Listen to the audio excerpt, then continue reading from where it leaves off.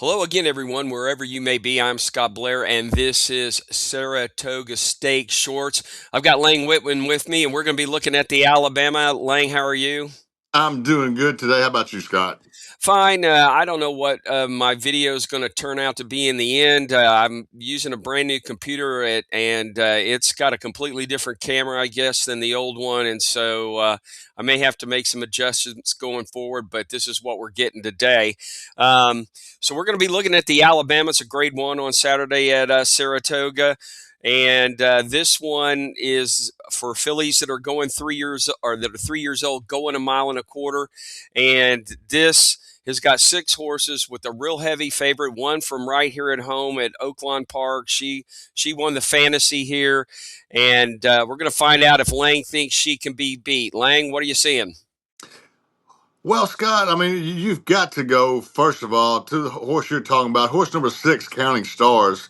We've watched this horse. We've talked about this horse all the way back to, for sure, on the Honeybee. I know we probably talked about it too in that Martha Washington back in February at Oakland, but I remember talking about her on the Honeybee because she came in eighth, got beat 60 lengths in the Martha Washington, and we talked about, and I did use her to win in the Honeybee over Explorer from Bob Baffert, and she nearly did. She was coming on at the end in the mile and 16th race. Explorer was getting tired. She lost by less than a length.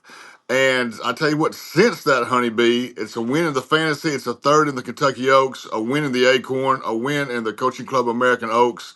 Counting Stars has vaulted to the head of her class.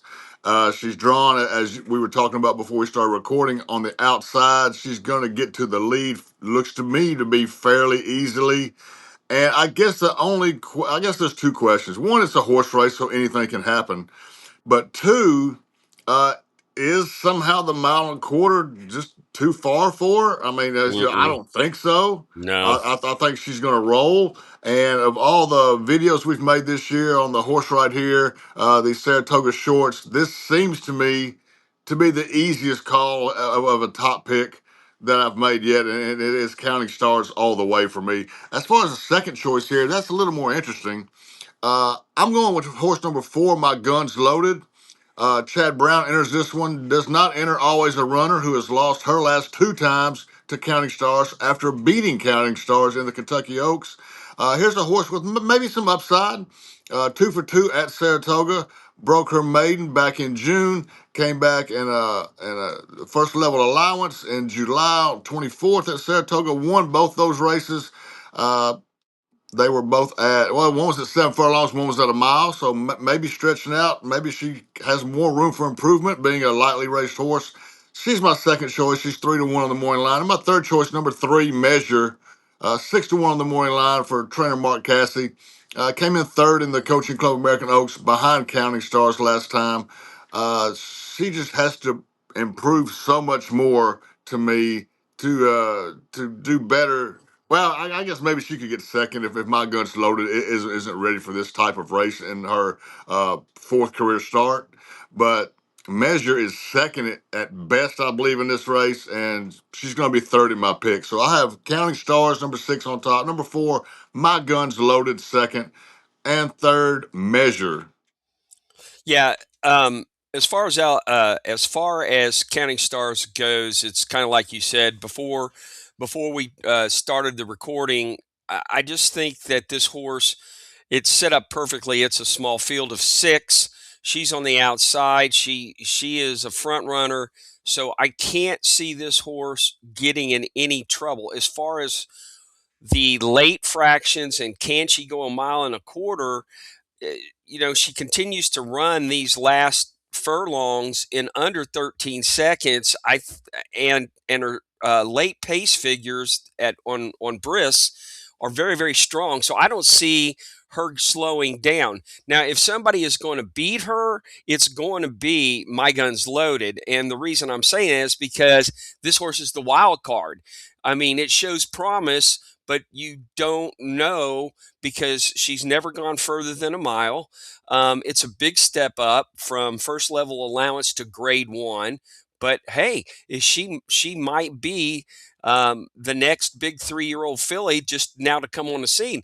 Nobody else in this race can beat um, Counting Stars unless I think unless it's guns loaded is just the the coming horse, the one that is going to really become something here in the second half of this 3-year old season. And I'll tell you what, do you really want? I mean, I'm looking at the morning line at 3-1. Is that something you really want to take on the potential promise at only 3-1? Seems like that, you and me personally, I would need 10 or 12-1 to play something on that horse. Yeah, you would, especially what is depending on what Counting Stars odds are herself. They could grow pretty big, and you're going to want them if you're going to bet them. I don't think there's probably any exactas that are going to pay very well in this race. If you're going to do something with Counting Stars, you better look. You better look at the race prior. I believe that's a stakes race too, and maybe play a double and the race afterwards a maiden special for 2-year-olds. Good luck. It would be hard to play her a double going that way. So I think the play here is, and I haven't even looked at the race before this one, which is the Boston Spa. A mile and a 16th on turf, but I would think to pick somebody in there and play her into Counting Stars, and you still may not even get a real favorable payoff there.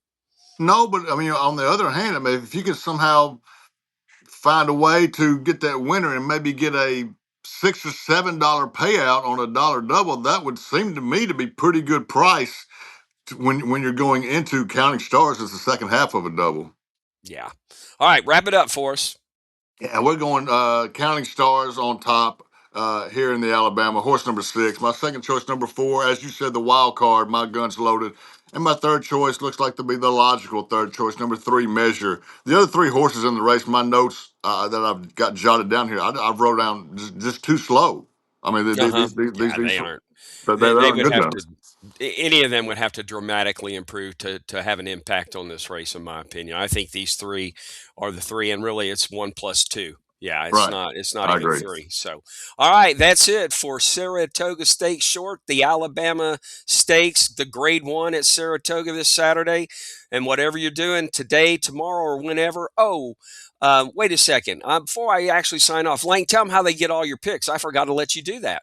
Oh man, it's fine. Yeah, hit me up on social media at the Railbird 333 for any race day at Saratoga up through closing day of Labor Day. I've got a few more days of doing horse racing. When Saratoga ends, it also coincides with the starting of college football. So I shift over to college football back until Oakland starts. But still looking forward to these last 2+ weeks of Saratoga.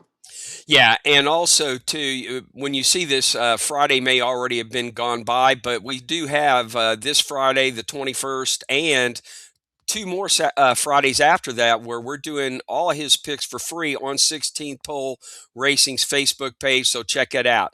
So now I'm going to sign off. Whatever you're doing today, tomorrow, or whenever, always go fast and win. Thanks, Lang. Thanks, Scott.